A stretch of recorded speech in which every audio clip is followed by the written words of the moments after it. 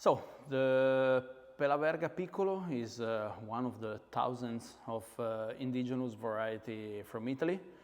Specifically is from the village of Verduno, so it's something really unique because it's an indigenous variety from one of the 11 villages where it's allowed the production of the Barolo.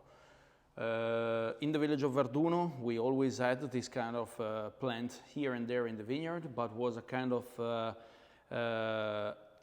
forgotten kind of grapes until the 1972, or at least known as vinified separately this grape until that year.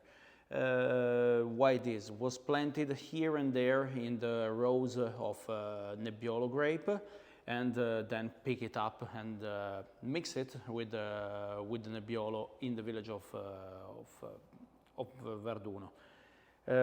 In 1972, Gabriella Burlotto, after a vinification the year before, she decided to replant an entire vineyard. So she planted in the lower part of the Massara area. That is the lower part of the village of Verduno. Why she decided to plant there? Because it's a kind of very rustic variety, so it works very well, even in the exposition a little bit less noble, if we want.